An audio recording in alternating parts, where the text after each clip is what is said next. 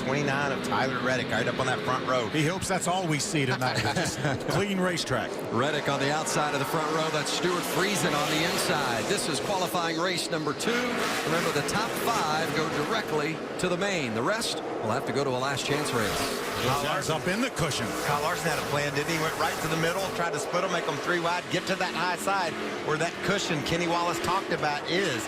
Lay that right rear on it and put the gas down.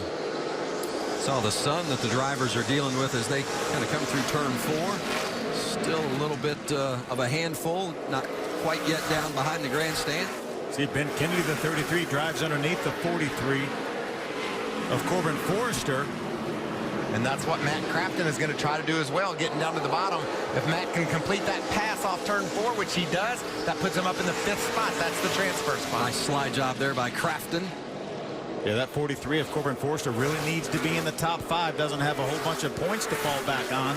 Same is the case with the 16 of Friesen. Friesen doesn't have any points to fall back on. He's running in the 3rd spot, Phil, and this is a good time. If you're his spotter, your crew chief, this is good enough.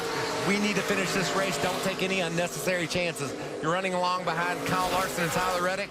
Watch and learn, and don't take any chances. Stuart Friesen, originally from Canada, now racing out of New York, and very popular in the Northeast. Outstanding success in the dirt tracks as you see Kyle Larson bearing down on Tyler Reddick. Larson in that 24 truck for Gallagher Motorsports this weekend.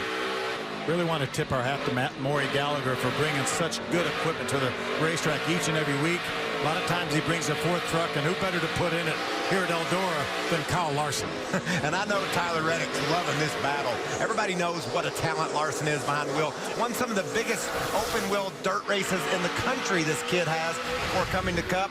One of the best in that division, in those divisions of open wheel. Now here he is racing Tyler Reddick. Well, a handful of years ago, Kyle Larson came here to the 4 Crown Nationals.